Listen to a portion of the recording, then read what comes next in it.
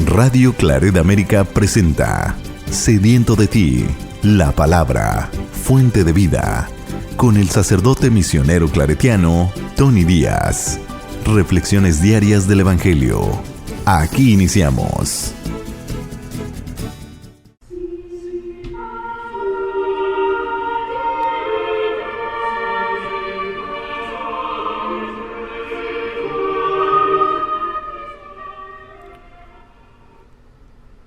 Bienvenidos hermanos a nuestras reflexiones del Evangelio del día. Hoy es martes de la 25ª semana del tiempo ordinario. Martes de la 25ª semana del tiempo ordinario. El Evangelio de hoy viene de Lucas capítulo 8 versículos 19 al 21. En aquel tiempo fueron a ver a Jesús, su madre y sus parientes. Pero no podían llegar hasta donde él estaba porque había mucha gente. Entonces alguien le fue a decir: «Tu madre y tus hermanos están allá afuera y quieren verte». Pero él respondió: «Mi madre y mis hermanos son aquellos que escuchan la palabra de Dios y la ponen en práctica». Palabra del Señor. Muy bien, damos comienzo a nuestra reflexión. Es una continuación del Evangelio de ayer, otro Evangelio muy corto, y es una escena que tanto Lucas y Mateo han tomado de Marcos. Pero cuando Lucas y Mateo toman esta escena del Evangelio de Marcos, le cambian un poco la tensión que existe en esta misma escena en Marcos, ¿no? Y le quitan esa tensión familiar que parece que hay entre Jesús y la familia de Jesús. Y, por ejemplo, en el Evangelio de Marcos, en el capítulo 3, versículo 21, se nos dice de que en esta misma escena, María, madre de Jesús, y sus parientes van en busca de Jesús porque piensan que se ha vuelto loco. O sea, la familia misma de Jesús, incluyendo María, según el Evangelio de Marcos, aún no entienden a Jesús. En el Evangelio de Marcos nadie entiende a Jesús, ni los discípulos, ni la familia, ni la audiencia, ni las multitudes que lo buscan. Esto es algo muy común que encontramos en el Evangelio de Marcos, porque el plan que tiene el evangelista Marcos es muy diferente al plan que encontramos en Mateo y Lucas, ¿no? Cuando Lucas y Mateo escribieron sus evangelios, tenían el evangelio de Marcos enfrente de ellos, porque Marcos fue el primero en ser escrito. Por eso el de Marcos no contienen las narrativas o narraciones de la infancia de Jesús, cómo nació Jesús. Eso vino después, que fue algo que tanto Mateo como Lucas le añadieron a su evangelio, ¿no? Se cree de que el evangelio de Marcos fue escrito más o menos en los años 70 más o menos, y que cuando Lucas y Mateo decidieron escribir su evangelio ya lo tenían, ya existía en escrito, y así que lo tenían enfrente de ellos, y después tomaron el evangelio de Marcos, tomaron la secuencia de las escenas de Marcos y las cambiaron un poco según al propósito de sus evangelios, y después le añadieron otras fuentes, otras historias a sus evangelios. Y cuando hicieron esto, pues esta escena que en Marcos es un poco conflictiva, la suavizaron mucho. Así que ese tema de que la familia de Jesús pensaban que estaba loco y por eso iban en busca de él para llevárselo, para que no se metiera en problemas, porque si, según el Evangelio de Marcos, si Jesús se metía en problemas, los metía en problemas a ellos mismos, o sea, a toda la familia, ¿no? Y según lo que nos cuenta el evangelista Marcos, pues es por esto que María y sus familiares iban en busca de Jesús. Pero Lucas y Mateo suavizan esta misma escena y le quitan esa tensión que en Marcos tenemos. O sea, Lucas y Mateo no nos dicen el por qué fueron en busca de ellos, fueron en busca de Jesús. Marcos sí nos dicen el por qué fueron en busca de Jesús. Ahora, ¿qué significa esto? De que ¿María y la familia de Jesús estaban en contra de Jesús? No. Tal y como Mateo y Lucas nos ponen esta escena, aunque la cambian un poco de cómo se encuentra en Marcos, a últimas, los tres evangelios de Marcos, Lucas y Mateo nos dicen lo mismo, que para Jesús la relación por medio de la sangre o la lealtad a la familia tiene que ser superada por nuestra relación con Dios. O sea, de que el centro de nuestras vidas no puede ser solamente la lealtad a la sangre, o sea, a nuestra familia. Por encima de la familia tiene que estar Dios. O sea, que Dios tiene que ser el centro de nuestra fe. Y en realidad esto tiene mucho sentido, porque aunque es en la familia donde aprendemos mucho de lo que significa ser un ser humano, es ahí en la familia donde aprendemos a querer, a amar, donde aprendemos a ser compasivos, donde empezamos a pensar más allá de nosotros mismos, ¿no? Es ahí donde aprendemos, en la familia.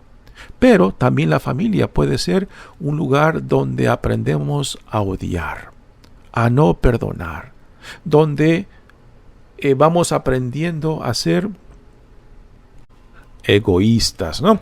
Así que en la familia se vive de todo, ¿no? Que así como hay cosas muy lindas, muy fundamentales para nuestro crecimiento como seres humanos, también en muchas familias se vive ambientes de fricción, de conflicto y a veces de odio y resentimiento, ¿no? Así que una familia centrada en la experiencia y el amor de Dios puede ser una familia que no solamente es sanada, sino que es fortalecida en los pilares fundamentales que una a esa familia por encima de la sangre, por encima de la lealtad familiar, ¿no? Así que, por ejemplo, en una familia donde hay conflictos, donde hay abuso, donde hay experiencias que en vez de darnos alas, pues nos mochen, nos corten las alas, pues la experiencia de experiencia del amor con Dios me puede dar la capacidad de superar eso, ¿no? No puedo decir que me une a la familia simplemente por la sangre, me une la experiencia de saberme amado, saberme sanado, saberme reconciliado por Dios, lo que después me lleva a querer, por ejemplo, a mis padres que quizás no fueron buenos padres, pero que por mi experiencia de mi relación con Cristo y con Dios me ayuda a superar esas heridas para decir: soy leal a mi familia y amo a mis padres, no simplemente porque me une la sangre, sino porque me une el amor de Cristo, el amor de Dios con ellos, ¿no? Y una familia fundada en esta experiencia de la fe, donde el amor de Dios en Cristo me ayuda a superar todo aquello que quizás, que en vez de ayudarme a crecer alas, me las corta, ¿no? Y una experiencia de fe, una experiencia de amor de Dios en Jesucristo, pues me puede ayudar a sanar aquello que quizás no recibí dentro de la familia, pero porque por la gracia de Dios ahora me hace capaz de ir más allá de las experiencias difíciles o negativas que yo recibí en la familia. Ahora, si has tenido un ambiente familiar bueno y sano, alabado sea Dios, ¿no? Pero aún así, en una familia sana, en una familia donde se vive la hermandad, donde se vive el amor, también tiene que ser superada por la presencia de Dios. Que esa lealtad familiar tiene que estar superada por la lealtad, la fidelidad, el compromiso y la sumisión a nuestro Dios, que es lo que Jesús nos modela. Por eso cuando a Jesús le llega la noticia de que su madre y sus parientes están allá afuera, muy probablemente, según el Evangelio de Marcos, Jesús se encuentra en Cafarnaúm, ¿no? Quizás en la casa de Pedro, ¿no? Y según la escena en Marcos, Jesús está rodeado de mucha gente que ha venido a él porque se ha enterado que ha regresado. Y es tanta la gente que no pueden acercarse ahí.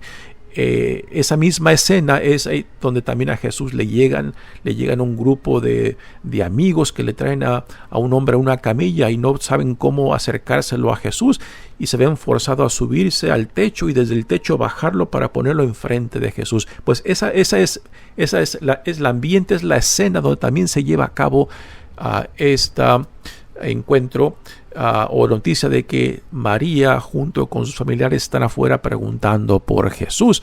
Uno puede imaginar que se va corriendo la noticia, ¿no? Oye, dile por favor a Jesús que aquí estamos afuera, ¿no? Y que esa noticia fue corriendo hasta llegar a Jesús. Y Jesús finalmente escucha de que su mamá y sus parientes están allá afuera y en vez de regresar otro mensaje, ¿no? Utiliza esa situación para una enseñanza, lo que es muy común de Jesús, de que utiliza lo que está en el presente, lo que acaba de ocurrir y lo aprovecha para una enseñanza. Así que le llega a los oídos a Jesús de que su madre y sus parientes están allá afuera que vienen en busca de él. Y Jesús, en vez de regresar un mensaje por medio de verlo pasando, no, se dirige a la multitud que tiene enfrente y pregunta: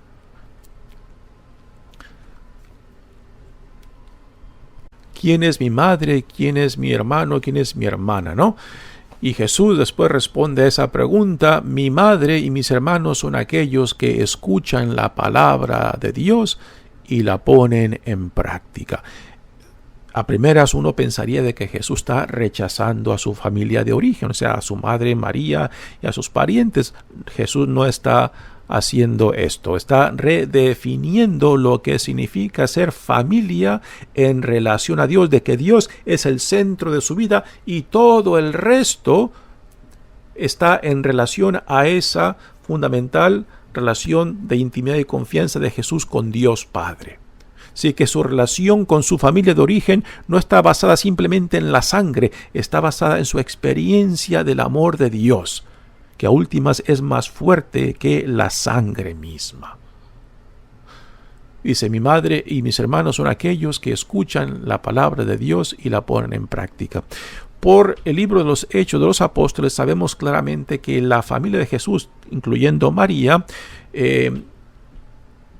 se incorporaron a Jesús no simplemente como su hijo, sino como su Señor. Así que en María tenemos el ejemplo de que Jesús no simplemente es su hijo, de que ella lo parió, de que Jesús llegó a ser también, y María tenía que hacer este cambio de pasar de ser simplemente la madre de Jesús a una discípula de Jesús.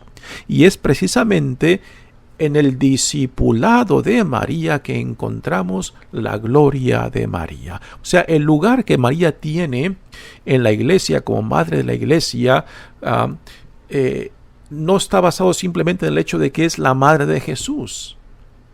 Lo fundamental del lugar que María tiene para nosotros en la iglesia es su discipulado, su sí. Y esto y el resto es muy secundario a esto fundamental de María. O sea, su virginidad sí es importante. El hecho de que es la madre de Jesús, la madre virgen de Jesús, es importante. Pero por encima de esto está el discipulado, el sí de María, ¿no? Tristemente, históricamente a María se le ha hecho mucha injusticia porque casi siempre ha sido su virginidad y el hecho de que es la madre de Jesús a lo que se le ha dado importancia. Sin embargo, el discipulado de María, su sí, un sí que tuvo que ir repitiendo en buenos tiempos y en malos tiempos, en tiempos de oscuridad, en tiempos de alegría, ¿no? Ese sí que María le dio al arcángel Gabriel es un sí que tuvo que ir repitiendo en duras y amargas situaciones. Y es en esa fidelidad de María donde se encierra esta gloria y este lugar que se le da en nuestra iglesia, ¿no? De ser la madre de la iglesia, de ser la madre de Dios por su fidelidad, no simplemente por el hecho de ser virgen o ser madre. Si María no se hubiera hecho discípula de Jesús, o sea, si Jesús no hubiera pasado a ser su Señor, no creo que María tuviera el lugar que tiene en la iglesia hoy en día. Solamente fuera la madre de Jesús, ¿no? Pero el hecho de que María pasó de ser madre a discípula es ahí donde brilla la gloria de María, porque en su sí ahí tenemos un modelo de discipulado, un modelo de confianza, un modelo de entrega que es un paralelo a la vida misma de Jesús, ¿no? Así que Jesús está redefiniendo lo que significa ser familia más allá de la sangre, más allá de lo físico. Y en esto no hemos de sorprendernos, porque es algo que Jesús mismo está viviendo. Y es una lealtad a la familia que a últimas es mucho, mucho más fuerte que la sangre misma. Porque si por gracia de Dios he vivido esta experiencia de saberme amado, de saberme reconciliado, de saberme aceptado por Dios, eso me da una capacidad de ir más allá de los conflictos, de las heridas, de las dificultades que uno ha vivido entre la familia. Y me da la posibilidad no solamente de sanar, sino también de reconciliarme. Y repito, esto a últimas tiene la capacidad no solamente de sanar familias, sino también de salvar familias para la gloria de Dios. Mi nombre es Padre Tony Díaz, misionero claretiano. Que Dios los bendiga. Radio Claret América presentó Sediento de ti, la palabra. Fuente de vida. Sus comentarios son importantes. Contáctenos en radioclaretamerica@gmail.com.